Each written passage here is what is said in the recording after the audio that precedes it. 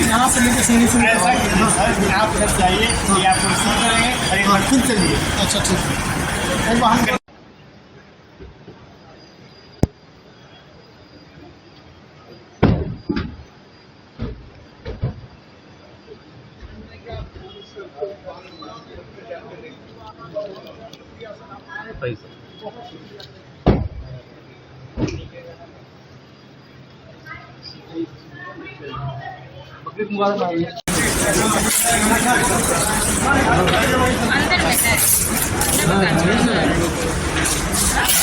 हम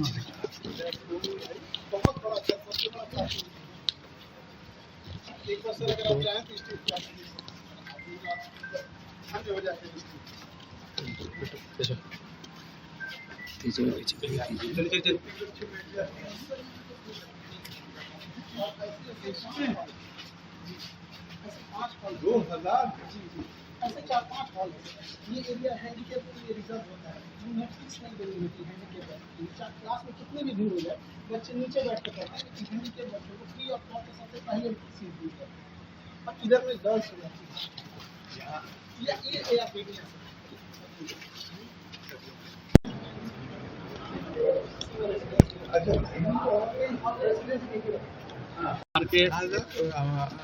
आज बकरीद का त्योहार भी नहीं, हमें तो खास बात ये लग रही है कि इन्होंने हमें आमंत्रित किया है और हम एक दिन यहाँ आएंगे और इनके बच्चों के साथ इंटरेक्शन करेंगे। आज बकरीद का त्योहार सबको बधाई। सबको, पूरे बिहार वासियों को, पूरे देशवासियों को त्योहार है। त्योहार प्यार ईद उल अजहा के मौके पर पूरे हिंदुस्तान के लोगों को मुबारकबाद देता हूँ।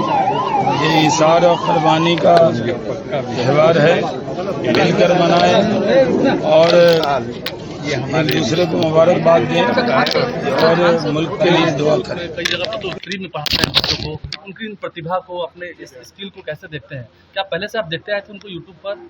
हाँ, यूट्यूब पे देखा है इनको और बहुत लोगों को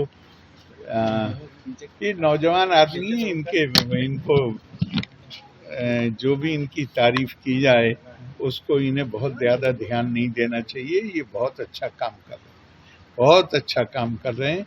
और इस तरह के लोगों का, देखिए मैं परसों भी आप लोग थे जी। मानव समाज को दूसरे, हम अकेले प्राणी नहीं हैं दुनिया में, पता नहीं कितनी प्रजातियां हैं प्राणियों। मानव को दूसरे प्राणियों से जो चीज भिन्न करती है वो उसकी संवेदनशीलता है, जिसको धर्म कहा गया है, वो उसकी करुणा है। मेरा दिल उनके लिए भी, मैं सिर्फ जो साधन संपन्न हैं, जो फीस अदा कर सकते हैं, उनके लिए ही नहीं बल्कि मेरा दिल उनके लिए भी धड़के जो साधनहीन है।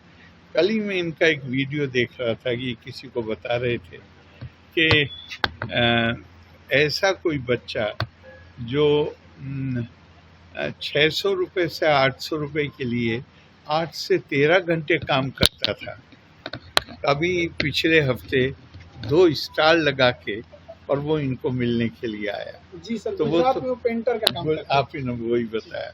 तो उसके पास तो फीस देने के लिए पैसे संभव नहीं है कि पैसे होते, लेकिन आज उसके दिल से कितनी दुआएं निकलती, सिर्फ दुआएं खास नहीं है जो इनके लिए निकलती होंगी, वो जिन परिस्थितियों से गुजर कर आया है और आज उसके ऊपर जो जिम्मेदारी है, तो जब वो लोगों के साथ डील करेगा तो उसके अंदर संवेदनशीलता होगी, उसके अंदर करुणा का भाव होगा, वो गरीब आदमी की पीड़ा को समझ सकेगा। तो ये बहुत बड़ा काम कर रहे हैं। मेरी इनके लिए सारी साधुवाद, सद्भावनाएं, और मालिक करे कि इससे भी और बड़ा अपने जैसे और बहुत पैदा करें जो इसी संवेदना के साथ समाज की सेवा करें। सर, अब तो दूसरी पारी की भी शुरुआत कर दी है सर ने। जी, अब तो दूसरी पारी की भी शुरुआत कर दी है।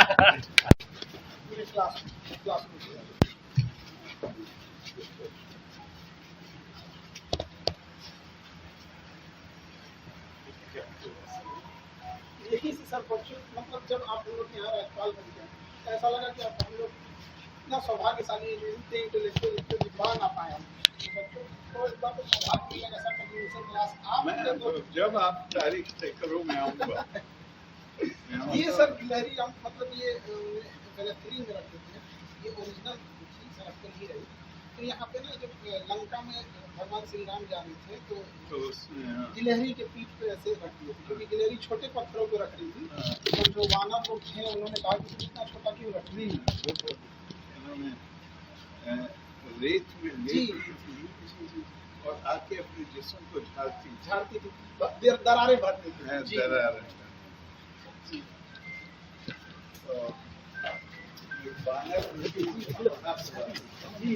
अभी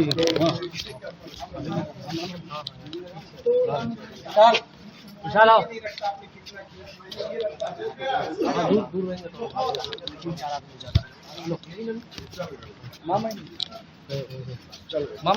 क्लासरूम कितना अच्छा लगा। महामहिम राज्यपाल आपके पास आए, आपके क्लासेस भी में और बकरीद का त्यौहार भी था, उनको लेकर भी बता दिया क्या है? सबसे पहले बकरीद की तो ढेर सारी शुभकामनाएं। बकरीद मुबारक सब लोगों को। इसी मुबारकबाद के सिलसिले में महामहिम हमारे बिहार के राज्यपाल महोदय हमारे यहाँ आए थे और बकरीद के लिए ढेर सारी शुभकामनाएं हमको, परिवार को और बच्चों को भी कि खान सर आपका तो परिवार बहुत बड़ा है, इतने बच्चे हैं। और उसी क्रम में उन्होंने कहा कि हमें क्लासरूम देखना है। तो जब वो क्लासरूम हम बस ऐसे दिखाएं उनको तो कहे कि अब हम अंदर जाएंगे क्लासरूम में। जब क्लासरूम में अंदर गए फिर स्टेज पे आए देखे तो उन्होंने कहा कि हम यहाँ क्लास लेंगे। तो ये सौभाग्य होगा हमारे यहाँ बच्चों का कि उनका क्लास स्वयं महामहिम राज्यपाल महोदय लेंगे हम लोग के। और इतने इंटेलेक्चुअल वो जब आते हैं तो कुछ ना कुछ सिखा के जाते हैं। तो हमारे टेबल पे जो पढ़ाते हैं पोडियम पे वहाँ गिलहरी रखी हुई है तो उन्होंने देखा तो उन्होंने बताया कि कैसे मतलब जब राम सेतु बन रहा था तो गिलहरियों का क्या योगदान था उसमें। जो दरारें आ गई थी उसमें बहुत बारीक दरारें थी तो गिलहरियाँ उसमें बालू में अपने को उलट पलट करके कुछ बालुएं फंसा के उसमें दरार भरती थी। इतने छोटे छोटे चीज़ों के वो जानकार हैं और यही सब सिलसिले में बहुत सारी शुभकामनाएं दी हैं। तो उन्हें क्लास लेने की भी बातें कही हैं। बिल्कुल, उन्होंने कहा है कि सामाजिक बदलाव, हमारी संस्कृति को बचा के रखना। जिस तरह से भारत की संस्कृति धूमिल होती जा रही है, वेस्टर्न कल्चर भारत पे हावी होते जा रहा है, तो इस चीज़ों को हमें अपनी धरोहर को बचा के रखना है। इसी क्रम में उन्होंने बताया कि अगर आपको कोई ऐसे इश्यूज आएंगे, पॉलिटिकल टॉपिक होंगे या फिर कॉन्स्टिट्यूशनल टॉपिक होंगे, ये सब समाज सुधार के टॉपिक वो जरूर आएंगे। और उन्होंने कहा एक बार नहीं, हम कहे सर एक बार क्लास ले, नहीं मैं बार बार आऊँगा। पारिवारिक बात को लेकर के शादी हुई आपके हालों में, कैसा पारिवारिक संबंध चल रहा है? सब चीज़ एकदम ठीक चल रहा है। और हम तो इधर पठन पाठन में व्यस्त हैं, अपने काम में, वो अपने काम में व्यस्त हैं। अच्छा, ये जिस तरीके से घटना घटी थी जो मुजफ्फरपुर के नाबालिग बच्चे के साथ हुआ था, देखिए अभी इस मैटर पे हमारी महामहिम राज्यपाल जी से भी बात हो रही थी तो उन्होंने भी कहा कि इंसान की संवेदनशीलता मर चुकी है।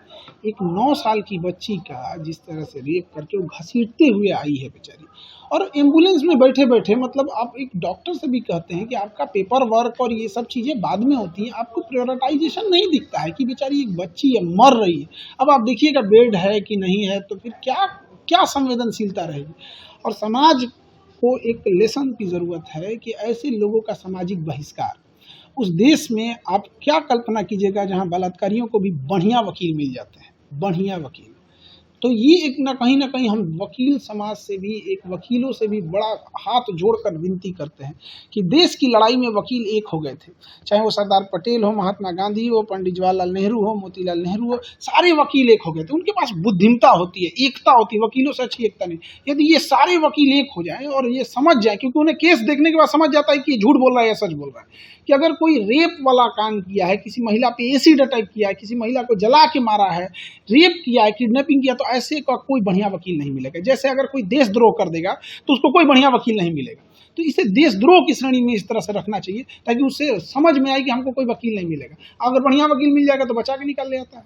गवर्नर अभी चिंता व्यक्त की है बहुत, वो हमसे कह रहे थे कि हम आपसे क्या ही बताएं, वो मतलब बहुत ज़्यादा चिंता में थे इस चीज़ को लेके, और कह रहे थे कि समाज कैसे इतना असंवेदनशील हो सकता है।